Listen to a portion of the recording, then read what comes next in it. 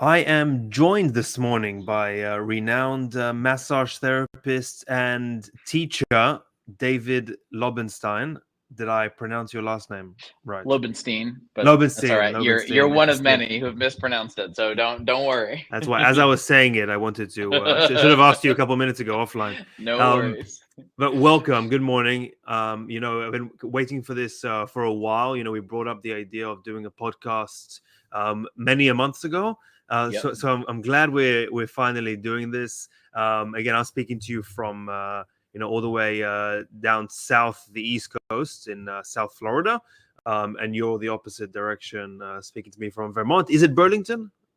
Yes. You're Yeah. in Burlington. I think we're almost as far apart on the East Coast as is physically possible. I know. Right? So luckily we have the ability to do these online, and I'm excited to really just learn more about you, share a bit about you with our audience, and I think most of the stuff that you're passionate about and talk about and teach about and practice would be very interesting to the majority of our audience. And I don't think we'd maybe be able to unpack everything in an hour-ish, Nope. but yeah, hopefully this is the beginning of maybe a series of these that we'll do, or yeah, we can we'll see what it turns into. I want to ask you first of all about the course, the continuing education course that you're working on yourself, which is I think you titled it, correct me if I'm wrong, but you wrote to me the Give a Great Massage Again. Yes. What's your purpose? Because it's very clear in some ways, the title, but it was also very ambiguous because anything could be, like, the course content could be really anything. Yep. So what is it? What are you trying to create with the title, first of all, and also what is the content of the course that you're working on?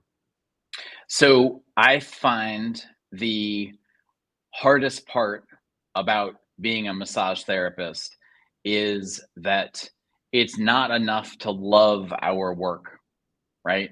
I'm surrounded by therapists who just have so much love, right, for this craft, for their clients, but it doesn't matter how much we love it. It's that we have to do a good massage for our next client, and then we have to do a good massage for the client after that, and the client after that, and the client after that.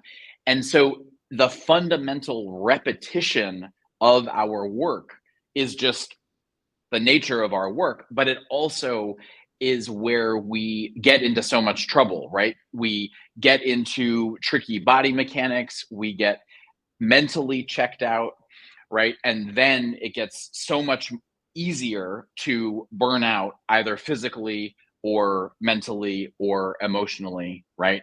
And then our careers just go downhill. So the motivation for the course Give a Great Massage Again is to talk to therapists and to show my fellow therapists how we can create this ability to repeat, right? A session again and again and again and still love it. So the idea is that even though we are, maybe you're working at a busy spot and you're doing 5 full body, 60-minute Swedish massages back to back, right? Within that fundamental repetition, there is still the capacity for us to stay focused on our own bodies, be aware of how to take care of our own bodies as we take care of our clients. And so the hope is that we can do this incredibly repetitive task, but at the same time, constantly be reinventing the work that we're doing so that it feels great for the client and is therapeutically satisfying for the client, but it also feels good for us. Is the temptation as a massage therapist to in those moments check out, even if it's subconsciously, just to get through it? Yes. I say this with all the love in the world for my fellow therapists, but it is incredible how easy it is to get checked out, But is it right? because you felt it on And yourself? absolutely, Yeah. absolutely. And part of the problem is, right, I've been massaging for 20 years, right? I can literally give a massage with my eyes closed, right? I often do close my eyes while I'm massaging, right? We have, especially as you work for longer and longer, we have an intuitive feel for the body that is on the table, right? We know how to do a really good effleurage stroke. We know how to do a really good petrissage stroke, right? We know all of the techniques. And so the tricky part is it's actually pretty easy to give a decent massage while you're mostly checked out, right? While you're, making your grocery list in your head or like figuring out what you're going to watch on Netflix that night, right? Like you can still you can fake it pretty well. I hate to say it. Yeah, I think in most professions, probably. I mean, Yes. maybe not brain surgery, Yes. but in most professions, I feel like you can check out, you can listen to a podcast while you're working, you can Yes. and do an okay enough job. And Yeah. do an okay enough job, exactly. And so but the tricky part is with our work, there may be some clients who are perceptive enough, right? Mm. Who know if you're checked out. But chances are you can get away with it from the client perspective a lot of the time. But I think when we are mentally checked out, we can't get away with it, right? For very long in our own bodies, right? Because the mental and emotional toll gets to be too much and the physical toll gets to be too much. And that's when we So end that's our careers and prematurely. and also probably from a customer standpoint, I'm thinking about myself, let's say, receiving a massage. Y- Yeah, like the therapist might get away with it because it might not be bad enough for me to complain or Yep. storm out. Um, but so I mean, I'll pay for my session. I'll maybe tip for my session. Somewhat be satisfied with receipt. At the end of the day, I received like a nice 60-minute massage, but the good enough maybe won't get me to come back to that same place again or to that same Exactly. person again. So I Yep. think it's nuanced things that we do pay attention to, Yes. because Yes. we very much notice when someone gives a bit extra. So Hmm. that's why it's also very noticeable when someone gives a bit A less. little Yeah. bit less. Yes. Yes. Exactly. Exactly. And not to get too, I don't know, philosophical, but when we're just half-assing it, like we're not helping the world, right? And like, it seems lofty to say, but I really believe that if I am enabling my client to inhabit their body with a little bit more ease, right? It helps to make them a better friend, a better parent, right? A Yeah. better coworker, right? So we are helping our clients. We are spreading that capacity to live a little bit more happily with Yeah. each session that we give, but only if the session is meaningful, right? Only if we are really giving with our whole selves and not just half-assing it and checking out. So I've heard people refer to like massage therapy as, comparing it to like a pro football career where it's super Mm, unpredictable, might last 2 years, might last 5 years, yeah. and the average length of the career is pretty low.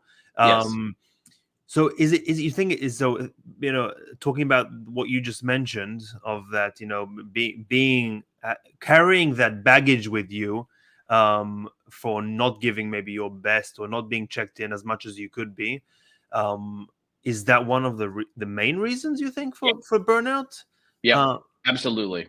Absolutely. It's a tricky thing because there to keep track of the length of careers, right? Because a lot of therapists are doing this maybe sometimes full time, but then other times part time, right? And it kind of goes back and forth over their careers.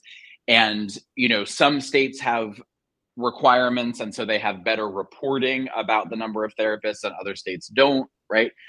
But the most notable statistic that I read is that our governing body, the American Massage Therapy Association, or one of our governing bodies, that only about half of therapists in a typical cycle renew their license, right? So it's a pretty crazy amount of turnover and just of stoppage, right, in a given period of time. And yes, I firmly believe that when we are not fully invested in a massage, and when we're not feeling satisfied in our own bodies, right, we tend to work harder than we need to. And we can get into the specifics of that, but we expend an excess of muscle effort, which leads to injury. And at the same time, when we're not fully invested, just like we've been talking about, we check out mentally, right? So it's like we're overexerting on a muscular level and we're underexerting, right, on the level of our presence or mental and emotional engagement in a session. And it's both of those extremes that are what end our careers, right? Whether it's just because of physical stuff, right, where we get injured in our thumbs or our wrists or our elbows, right? There are any number of injuries that are incredibly common in the profession, or whether it's just on a mental level that we get really bored, exhausted, right, overwhelmed by this therapeutic relationship, and then we leave the profession, right? And I think both of those things are, even though they're very different from one another, I think both of them are fixable by paying attention to the entirety of your body as you're giving a session, as you're paying attention to your client's body, right? We can also pay attention to our own. Is there something else that's really hindering the the massage therapy space that you think that we can also fix relatively easily by taking some action? I mean, it would be great if there were, an actual union for massage therapists, right? Like we are oftentimes we are isolated, right? Because we work in private practices, or because we work, in a spa or a couple of spas, but like only with a few therapists, right? So like there is no simple solution, I don't think. But if there was more of a cohesive sense of organization amongst massage therapists, we could stop, or we could at least fight against some of the more predatory labor practices that like spa chains often, expect, a therapist to work under, things like that. So yes, there are certainly structural changes that would improve, the typical work life of a massage therapist,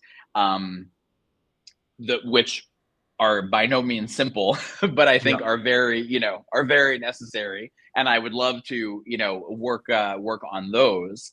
And then in addition, I think that honestly, the bottom line is like, for our own individual capacities, the thing that's hindering us is ourselves. Always. Yeah. So how you mentioned that you've been practicing for 20 years, 2 decades. How have you seen the massage landscape change, since you started? Yeah. I mean, very few of the people who I went to massage school with are still practicing, right? Most of us have, either have voluntarily chosen to leave the profession, right? Which is great. Or they have, gotten injured, gotten bored, gotten exhausted. So you've seen this firsthand. Oh my gosh. People Yes. around you. Yeah. Yes, Absolutely. Yeah. Yeah. And every class I teach, right? Like I teach classes all over the country, and every class I teach is, it's not the same, right? Because there's an enormous variety amongst us as massage therapists, but there is this common thread, right? Which is, I love my work and I hate what it's doing to my body. Right? And I think that there is a way out of that. I think we can both love our work and feel good in our bodies. But it's tricky, and it requires us to rethink, what we're doing in each session, how we're using our bodies in each session. And in terms of maybe societal feelings towards massage therapy, acceptance, consideration when it comes, as a profession, and like how what is the difference, from what you I feel now? mean, How have you seen it change over time? Yeah. absolutely. The irony is that I think in some ways we are living in a golden age for the institution of massage, right? Like the number of people who are interested in getting massage continues to go up and up, right? The amount of research, like legitimate, well done scientific studies that are demonstrating again and again the benefits of massage, those are continuing to increase, right? Our acceptance within the broader healthcare landscape, right? The willingness of doctors to refer to us, et cetera, that also is increasing. So I feel like, we have this incredible potential, right? And so I think, the possibilities are there, right? Whether you want to have an incredibly niche private practice doing, post surgery scar massage work, or whether you want to work in a fancy spa, giving, scrubs and wraps all day, right? Like you can do both of those things and have a good career, right? And then anywhere in between. So like the sky is the limit for us. It's just that oftentimes we as the therapist are getting in our own way. What advice maybe would you give to even yourself 20 years ago, in terms of growing within the industry, and having a stable career with with all the unknowns around you, like, but doing your best to build a stable career, working with clients, getting clients to come back to you, growing that ecosystem of people Yeah. around you that are interested in your services for unique reasons, on top of giving great massages on a regular Yeah. basis, because we can touch on that also after, but we have, Yeah. Yeah. I mean, it sounds overly simple, but I really do believe like the way we create a great career is to give an exceptional massage as often as we can, right? There's no substitute for what happens in the treatment room, right? You can have the best marketing plan and, be like killing it on Instagram. And if you give an average massage, right, you can only go so far. So I think first and foremost, you need to give a great massage, right? Over and over again. But in addition to that, like you said, in the sort of larger perspective, I think the best advice that I was given, and I was young enough that I just followed it, which served me very well, was to first, one of my teachers told me to work in as many types of places as I could when I first got out of school. So I graduated from school from the Swedish Institute of Health Sciences in New York City. It was an unbelievable place. I feel so grateful that I was able to go there. And then in the probably year after I graduated, I think I worked in 7 different spas and a chiropractor's office, a wellness center, And then eventually I also worked at the US Open. I volunteered at like the tennis tournament, that's every August. And then I also volunteered at a hospice, doing just very simple like chair massage to some of the patients who were there, who were in their final days or weeks or months, and then also to the nurses who worked in the hospice. And so this breadth of kinds of work to me was what laid the foundation of my career. And it also challenged me to work in a bunch of different settings, but also I think most importantly to talk to a lot of different people. And I think one of the crucial things that we often don't take seriously enough as massage therapists is how important it is to be able to communicate. And it seems so simple and self-evident, but so many of us pride ourselves on being body people, right? Like we can, we can feel what your body is feeling, but if you can't communicate what your body is feeling when you touch someone else, you're limiting your own ability, right, to build your career. So I work really hard on trying to communicate what I'm feeling during the session into simple language, right? Avoiding as much medical terminology as I can, like being as concrete as possible, but then giving a clear sense of what I'm feeling in that client's body and what they might be able to do to further help themselves, right? So even if it's just for 2 minutes at the end of each session, after they've gotten up, gotten dressed, come out to the waiting room, I try to just talk a little bit, give them a little bit of advice for something that they might try, right?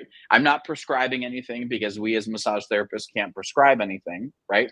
I'm just giving suggestions for, you might want to experiment with doing this stretch, or, when you wake up in the morning, you might want to try this, which will help out with that tight piriformis, right?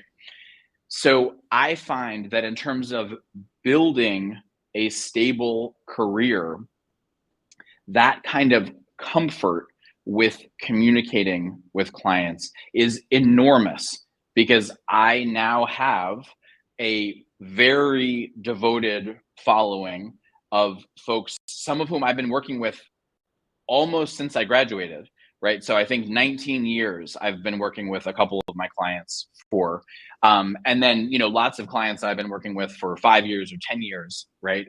And I think I do good work in the session. Like I am a very good massage therapist. I'm confident to say that. But a big part of it is that I am able to talk about what I feel, and I can relate, right? Not just with my hands, but also verbally with my clients.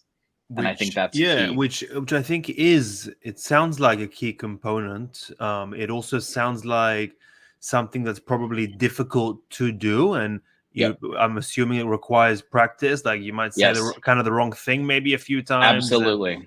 And learn it. But once you're able to kind of bridge that communication with customers, like that's what people want, especially as if a layman comes in to get a massage because they have piriformis pain.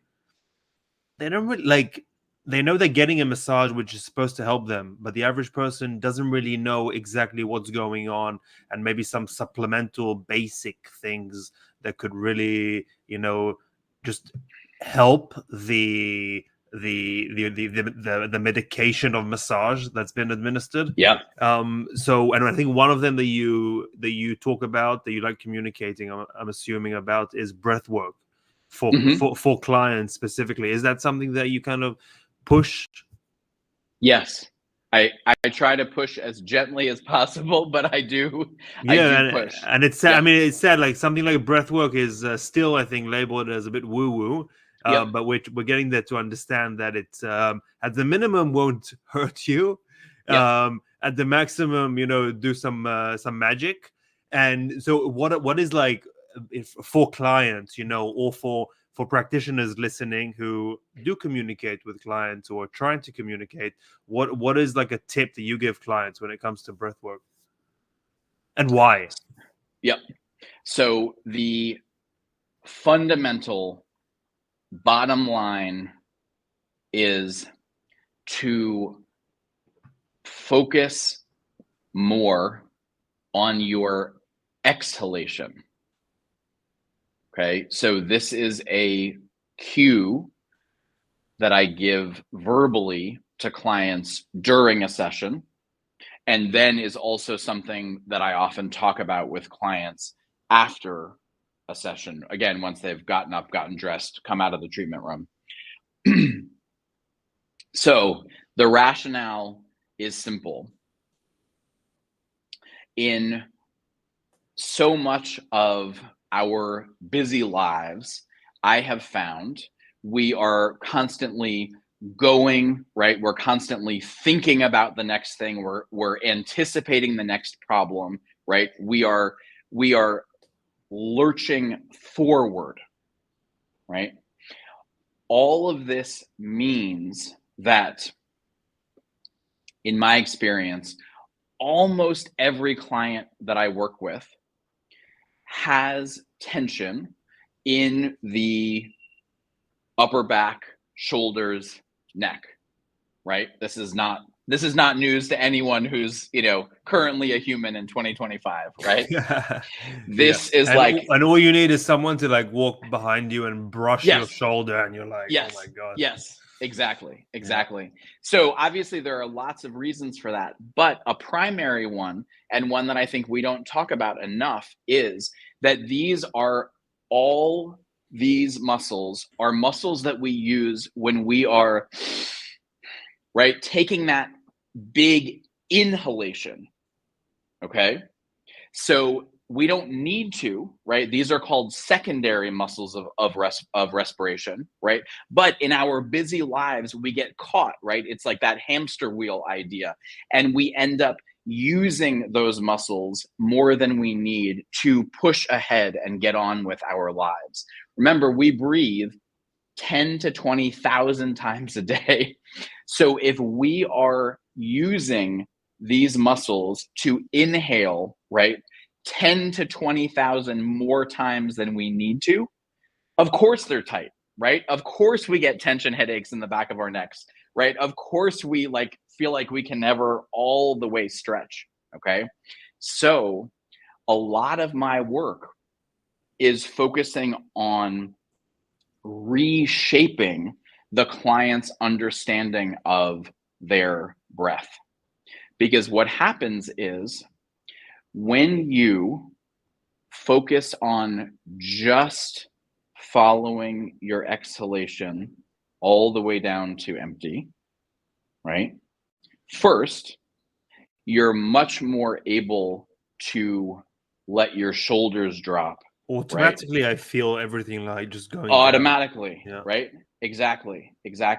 And then the key is, and this is the one that takes some work, but when you focus on coming all the way down to the bottom of the exhale, and ideally, this is the thing that's tricky, not taking a breath in, right? So not doing that, right? What happens is all of these muscles stay calm and neutral, and your diaphragm creates that next inhalation, right? So the diaphragm is the muscle that happens all the time, right? It's almost always working in one way or another to control our breathing, right? But too often, all of these secondary muscles, they want to get in the game too, right? Because they want to get us to our next appointment, or, right, because they're worried about the next thing we have to do, right? So they engage too, even though we don't need them, right? All we need is to let our diaphragm, right, down here at the bottom of the rib cage, do its work. So by coming all the way down to the bottom of the exhale, really feeling what that bottom of the breath is like, that is what prompts us to just trust the diaphragm and just let the diaphragm do its thing, right? And then to actually let all of these muscles really stay at neutral. And the impact that that has is enormous. Some just on the muscular level, right, is that there's a lot less achiness and tension in this area of prime achiness and tension, right?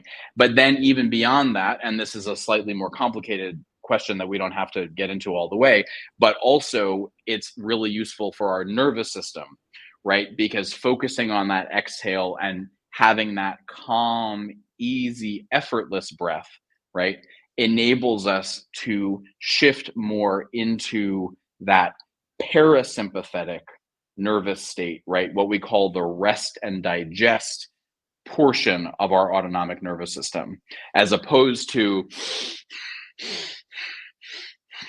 that, which helps to activate the opposite, the sympathetic nervous system, the portion of the autonomic nervous system, also known as fight, flight, or freeze, right?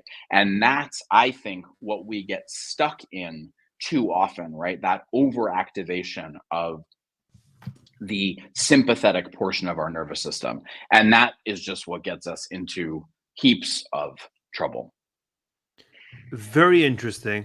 I first learned, about the concept of focusing on the exhale more than the inhale through he's like a previous jiu-jitsu champion, one of the Gracie brothers, I think, wrote a Mm-hmm. book called Breathe.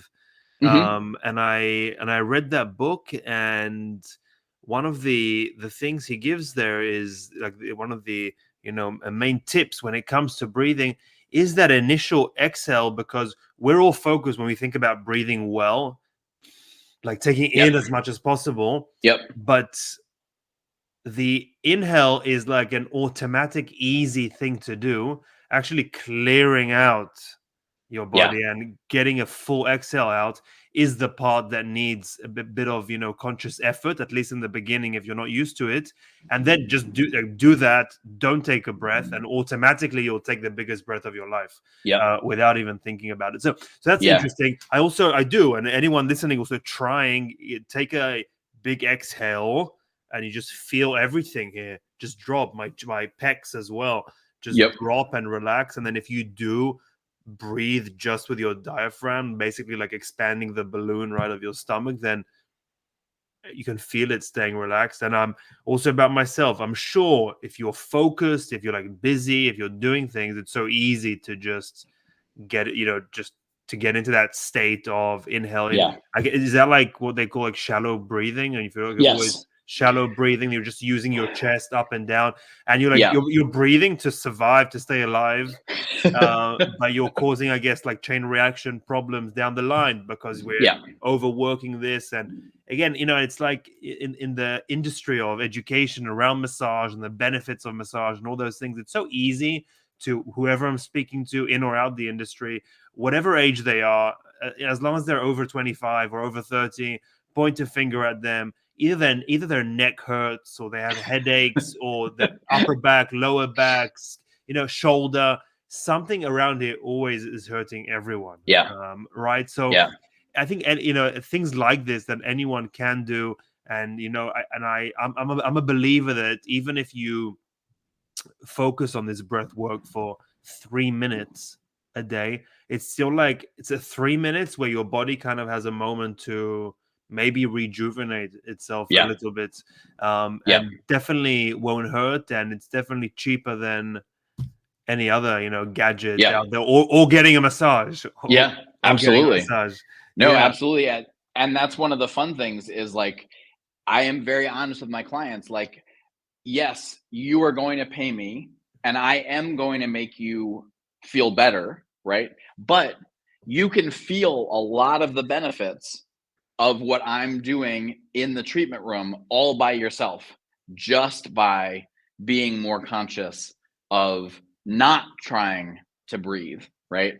And I think your point about the shallow breathing is such a good way to put it, right? Because there is the extreme example that we talked about, that both you and I talked about, almost like when you're in yoga class and they say take a deep breath, right? Of course what we do is we go right.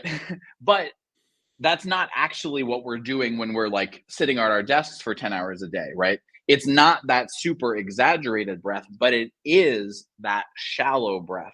And that's the tricky part for people to recognize. It's like, I think if breath is like this big, right, parabolic undulation between inhale and exhale, a lot of the time we just get stuck in this narrow band in the middle, right? So it's not even that we're taking all that big of an inhale, it's just this little, right, this space in the middle. And so actually the real benefit is once you cut out of this space in the middle and you let yourself descend all the way to the bottom of the exhale, you have much more capacity without any effort, because again, the diaphragm is going to do the work, right, to really experience the fullness of that breath.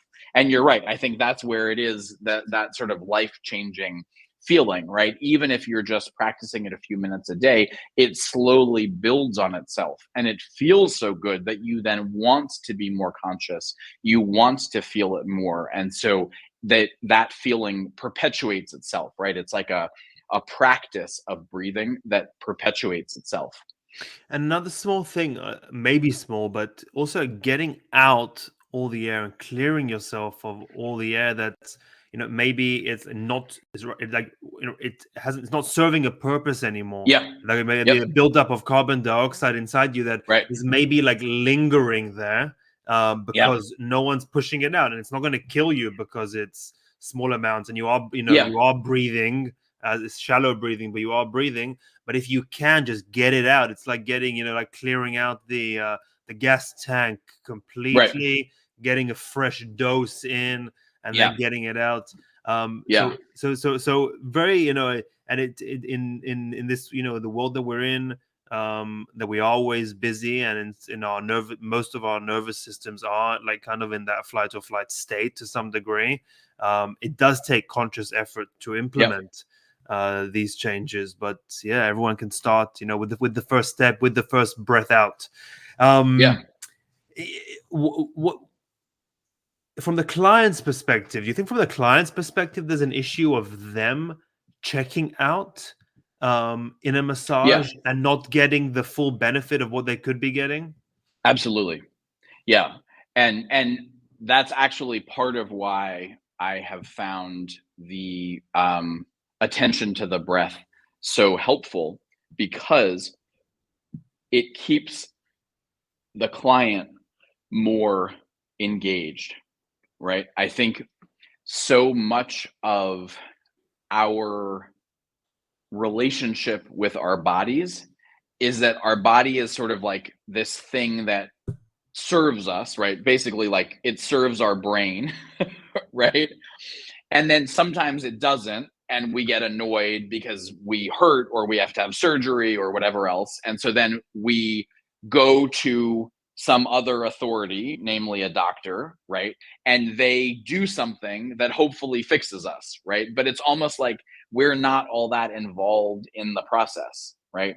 And I think it's a similar dynamic with some clients getting a massage. It's like, well, I'm going to come here, I'm going to lie down, I'm going to give myself over to you, and then you're going to fix me. And I'm very clear with my clients that I don't do any fixing, because I don't think it's possible for any massage to fix another person's body. I think what I am doing is I am enabling the client's body to get back to neutral, to work more easily, right?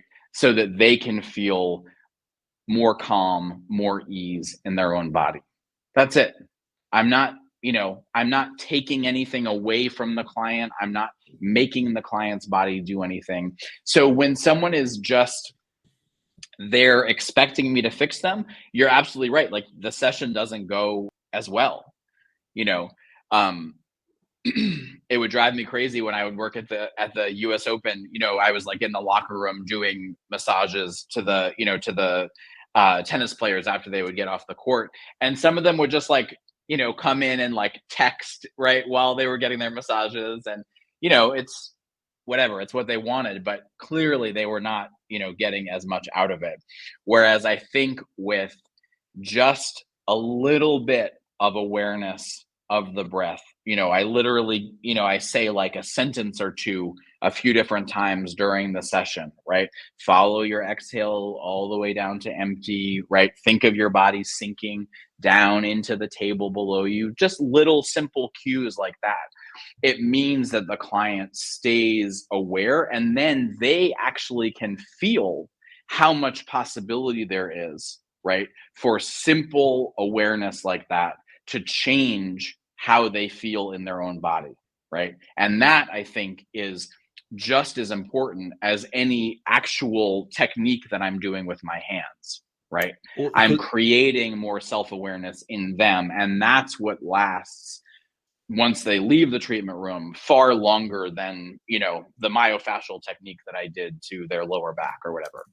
and I think it's very important also because maybe in some way, the client can't help but getting, checked out, Mhm. distracted, thinking about their phone, wanting to be on their Yeah. phone, what they have to do after. So maybe just these small cues of breath work, which again are not going to hurt anyone, um, is maybe what they need. Yep. Not as part of giving a great massage, maybe you need to be Mhm. proactive and get the client to engage with Yep. with it as well, and then both of you will get the most potential out of those Yeah. 60 minutes. Yeah. For clients that you've been working with for 5, 10, 19 years, like what have you seen massage do for these people? I'm always in the state of mind that like every time I get a massage, I'm like, why don't I go 3 times a week to get a Right. massage? It's like so Right. obvious. That's why even like when you see, like as you mentioned, all these modern research papers that are really shedding a positive light on Yeah. how massage can scientifically help people with so many different things.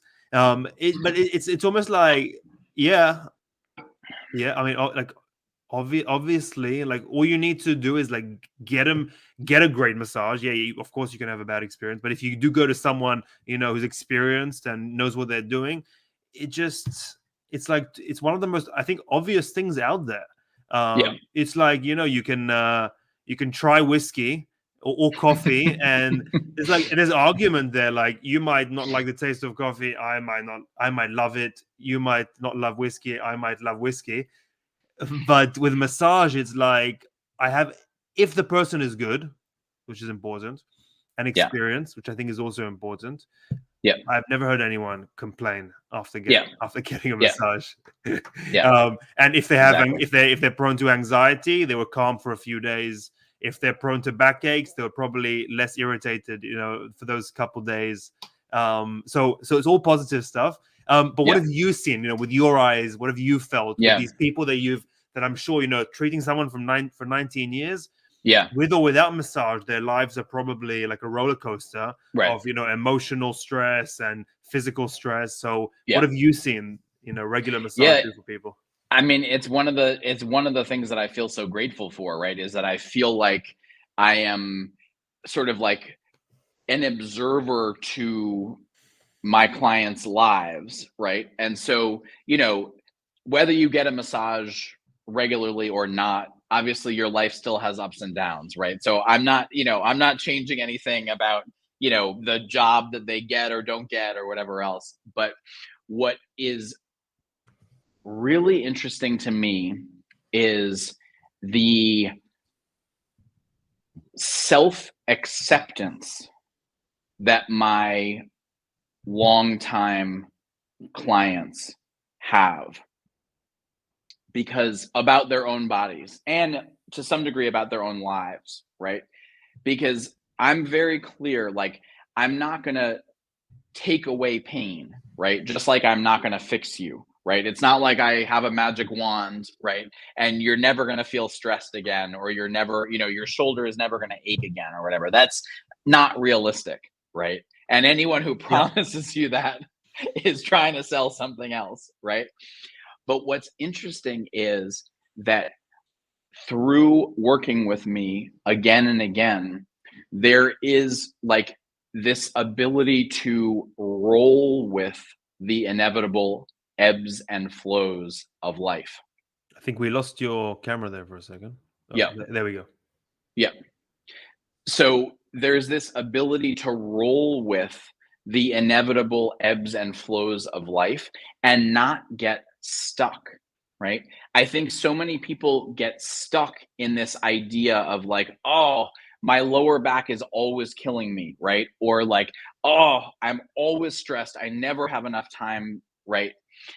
And there's this really interesting way where you can still feel those things. You can still feel tightness in your lower back, right? But because you felt it on my table, that that's going to change, that it's not a life sentence, right? That there are simple things that I can do, right, to make myself feel better, right?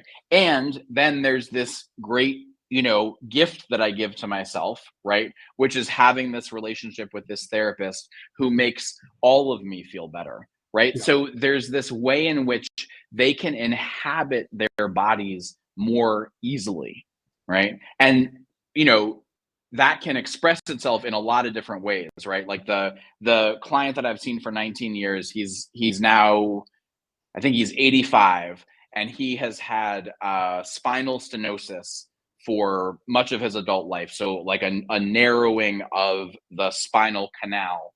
So then the nerves, as they're exiting the canal, get pinched, right? So he has this chronic leg pain going down his right leg. And I can't take that away, right? It's a narrowing of the bones, literally, of the spinal canal, right? I can't fix that. But what we can do is we can give him some temporary relief, right? Every time he walks out of the session feeling better than when he walked in the session. And then what that does is that's this constant reminder that, yes, I might feel some pain, but it's going to keep on going up and down. I don't need to worry about it. It's just a part of my life, right? And then on the other extreme, just to give one other example, I have been working with a woman for about, I think, 15 years. She came to me as like a 30-year-old, and she said, I feel like a crippled old grandmother, because she was just racked by so much tension. And now, in the time that we've worked together, she has developed all of these really serious problems, right? She has a heart arrhythmia. She has various, kind of autoimmune, complications going on, right? Like there are a lot of really hard things medically in her life, and yet she is so much happier as a 45-year-old, right, than she ever was as a 30-year-old, because she knows that it's possible, right? Because she feels it every month on my table. She knows it's possible to feel open, to feel expansive, right? To feel like she can inhabit her body, even with all of these problems, right? I can't do anything about heart arrhythmias, right? But she knows that even with all of these medical difficulties, she can still feel at peace and happy in her own body. Yeah, phenomenal, and and also from a therapist perspective, it's also like if you're early on and you've been doing it for a couple years, like you will start seeing those things that you're talking about, like in time, right? Yeah. Like you can't expect like after seeing someone for a couple months that you'll start, kind of seeing all these great patterns in people that can really also boost your energy when it comes to the Hmm. profession and the fulfillment that you get from it. So these Yeah. things, right, do take time. They do. They absolutely take time. Although I do want to say one of the amazing things about working with the breath and cultivating the client's awareness of the breath, that is the one thing that I have seen after a single session, right? A new client who I've never seen before walk out and say, I've never felt this way before. right? Yeah. Simply because, like you said, the breath is so simple and yet it's so powerful, Yeah. right? So after 1 hour, right, I've had this experience repeated times, Yeah. right? Of like, oh, I didn't know my shoulders could be this relaxed, right? Like, I don't remember the last time I felt so calm, right? Whoever like hasn't tried breath work at all before, if you just like do 20 deep breaths, however you Right. choose, you will feel like like you're on drugs, Yeah. intoxicated Yep. for a few minutes at Yep. least in a good way. And Yep. all it is like go to your balcony or to the park and take 20 deep breaths and Yeah. you're intoxicated. It's good stuff. So it is powerful, yeah. Um, so what is David? What was your journey? From did you grow up in Vermont, New York? I grew up in New York City. Lived there until a few years ago during the pandemic when I could no longer live there financially. Um, After closing my Yeah, private practice and being at home with my kids and all that jazz, so we came up to Vermont to be closer to my wife's family, and so we could kind of pot up together and help take care of each other during the worst of the pandemic. But I'm a city kid, born and raised. And I'm a big nerd. I was an English major in college. I graduated, moved back to New York, and then went into publishing because I was an English major, so I didn't know what else to do. And I had an amazing time. And I really loved the editing work that I was doing and the work with authors. It was really fun. And then I realized I don't want to sit behind a desk all day. And it was as like basic as that, and I didn't know what that meant. Um, but I just had this really strong feeling. And then I like went to like an open house kind of thing for the Swedish Institute, and it was amazing. I had always been interested. I'm not religious, but I've always been interested in like the intersection of mind and body and spirit. But I never I couldn't think of a way to actually inhabit that space like as a livelihood, right? And then I realized like, oh wait, like maybe massage therapy is a way to actually like explore this thing that means so much to me of like, the physical world that we live in, and then all of that other stuff that we can like only barely describe, of spirit. And so I decided to like blow up my life a little bit, and my parents were very confused because I had like a really good career going in publishing, yeah. but thankfully they were very supportive. And so I just took the plunge as a, I don't know, 26-year-old, and went back to school. And I've been doing it ever since. I'm gonna ask you for a 1 minute break.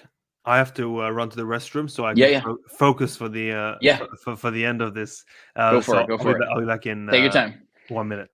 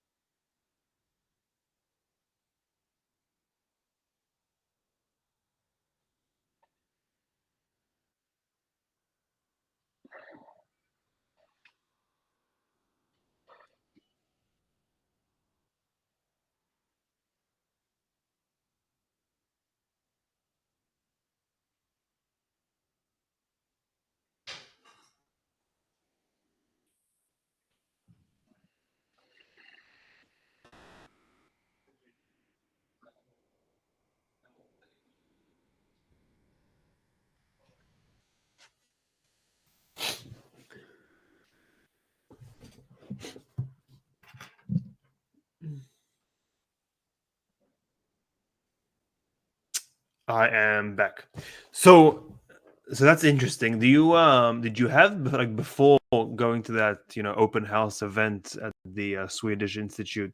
Did you have any like past of intuition for maybe your even your own body, or interest in understanding your body, or different pains and aches back in those days that you kind of always felt connected? Or I am a I'm a terrible dancer and a a me middling too. athlete.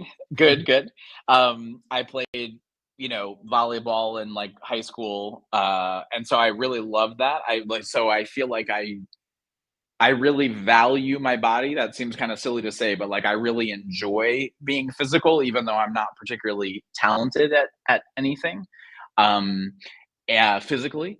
And so I did not have any clear experience, like a lot of us therapists like have had a big injury, and that right inspires us because we experienced Yep. massage and felt how beneficial it was. I didn't have anything like that. And so that's part of why it's still, even 20 years later, it's hard for me to exactly pinpoint, but it really did feel like massage was like this way to explore both the physical body, which I was curious about, but then also like how we inhabit the world, right? And like what it means to, be in these like miraculous sacks of skin, right? Like it's so crazy. We're just like a big bag of water. And yet, we do all these cool things with our bodies, right? And so massage is like this really fantastic way to like explore the very specific physical stuff, and then also kind of get this feeling for right how we all fit into the big picture, and like how we inhabit our minds, how we are spirits as well as bodies, Yeah, I mean, so it's it just must be like deep philosophical or spiritual um anecdotal research for you personally. I'm thinking, just working with and treating so many different people for so long is yep, like you're coming in connection with the world, like physically, right? Coming in yeah, connection with the world in ways that most of us don't. Like, for example, I've only ever felt my hamstring, sure, hamstrings right, muscles, and my baby sons, yeah, and maybe my wife's, but right, but I've never felt someone else's yeah, quadriceps or knees, yeah, or, yeah, you know. right, right. So it's Let really alone it's hundreds coming. and hundreds of them. Yeah, yeah. So it's coming in contact, and Yeah. I can only assume like probably surfaces how unique we all are, but Mhm. also juxtaposely how similar Yeah. we all That's are as well. exactly what I was gonna say, and it is a continuing fascination, right? Like, we all have our own uniquenesses, right? Like, we all have these slightly different patterns of where we carry tension, and how stress manifests in our body and all of that stuff, right? I'm constantly fascinated, by the very particular ways that that kind of stuff shows up in each of our bodies differently, right? We are all unique in that. And at the same time, there is this, I don't know, this incredibly profound, you know, sameness to all of us, right? Like, the manifestations are all different, but we're all dealing with the same difficulties in life, right? And we're all dealing with the same difficulties of like inhabiting a body as it ages, right? And I think it gives me this like a this amazing sense of how fallible we are as humans, right? Like, we are guaranteed to mess up, to break down, to get hurt, right? All of these things. And at the same time, just how beautiful we all are, right? That we're all like, we're all doing the best we can. And I think it's a real proof of just the universality of right being in our bodies. And I think the only solution, right, to like live a full life is to live with empathy and to know that we are all we are all going through the same things, and the best thing we can do is to support each other. Nicely said, and a good message for everyone in all professions. So my last question to you is one that we do pose to every guest on the podcast, which is, what is something that you fundamentally changed your mind on? 180 Mm. degrees over the Mhm. years. It could have been from 2 years ago, 20 years ago, from childhood, could be in your professional, personal life. But just to promote the idea that sometimes we approach our careers or our lives or Yeah. our journeys with such dogma sometimes, and it's Yeah. tied to certain things, which so that's what we're trying to unravel, because Yep. those are the things that might be useful temporarily, or might be hurting you temporarily, Yeah. or Yeah. chronically forever as well. Yeah. Yeah. Well, there are many things that I have changed my mind about, or I'm trying to change my mind about, which I think is evidence either that I am wrong a lot of the time, or that my wife is right all of the time, because she often points out things that I should change my mind about. Probably the latter. Probably. But I think one of the biggest things is a professional shift, which is that I really thought when I first started my school training, and that when I first started in my own career, that I could change people, and that if I worked hard enough, if I you know, pushed enough on that knot that you have in your upper back, I could, make it go away, right? Like I could make someone feel better. And I now realize that that is impossible, and that we are ourselves the only people who can really make us feel better in any kind of lasting, meaningful way. And so the best thing that I can do as a massage therapist is to enable that possibility for my clients, rather than actually doing it for them. So that's a good one. You mentioned that there are things that you are trying to change your mind on, which I think is a probably a very good practice that all of us should adopt to some degree. At least question, Yes. anything that especially if you're certain about it. You should at least question it sometimes, not every day, but sometimes. But can I ask you if there is something that you would want to share, of something that you're questioning yourself, or Oh, change I your mean, mind on? sure. Do you have another hour? So I think the biggest thing right now, and I am very thankful to my therapist, who I've been working with for the last year or so, and to my wife, who has been, working with me on this a lot, is that I am someone who works so hard to make other people happy, that I am only recently realizing that that can sometimes be counterproductive. And this fits into, I think, my work as a massage therapist. Part of the reason I was attracted to it, I think, although I didn't notice it at the time, was that I believed that I had to sacrifice myself. I had to always prioritize other people, right? I had to always put other people first. you know, with my family, I would always say, "Oh, I don't care what we have for dinner. Whatever, whatever you want to have for dinner. I don't care where we go on vacation. It's up to you. It's up to you." And I am now realizing that it's not honest, right? It just means that I'm not aware of my own desires. And B, it doesn't actually help the relationship that I am having with other people. And so it's just as important for me to be honest with myself about what I want and need, right?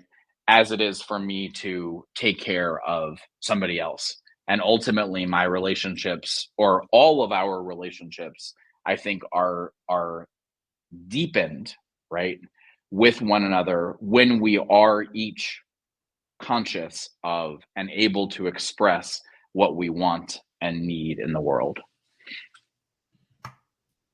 Very well put. I appreciate it very much. And I appreciate your time this morning. Really, David, thank you.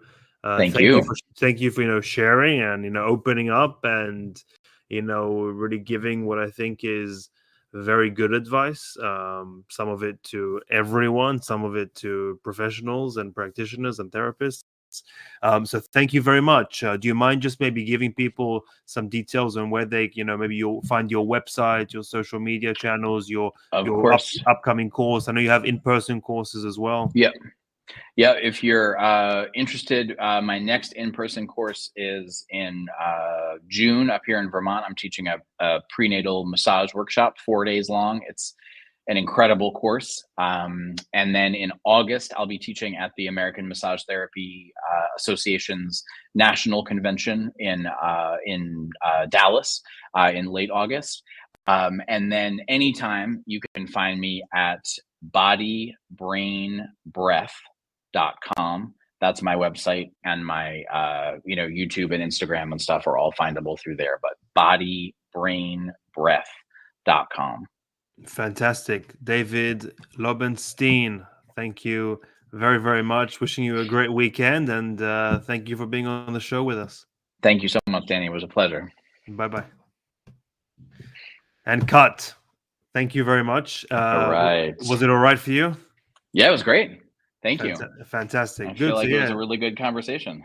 So and we went for about 70 minutes, so that's awesome. I thought it was great. I appreciate it. I'll update you once the the video is ready and we upload it, and it'll be on all the the podcast platforms with the video. And I can share the videos with you, so you can also utilize it as you would wish, for your social media or website too. So great. It was great. I appreciate you sharing so much, and I think it's very valuable. Good. So thank you. I appreciate it. It's been a while since we've I think this is in a good way I'm saying it, a very direct value to massage therapists. A lot of time we get and also from a good place, but distracted with niche topics on the fringes. Oh, sure. Like the last one I did was more about spirituality, and then before that more specifically around trauma, and before that about medical cannabis. And so I think this is just good general reminders of general things for the meat of our audience, which is massage therapists. Good. I'm glad to hear that. Great. So thank you. I appreciate your time. Have a great weekend. Thank you. You too. And what's your turnaround time for putting them up, just so I know to look out for your email? I think roughly, let's say 2 weeks ish. Great. And Great. I'll update you, but let's say around 2 weeks. Yeah. All right. That sounds awesome. Fantastic. Thank you, David. Thank you so much, Danny. I appreciate it. Have a great weekend. Bye-bye. Take care.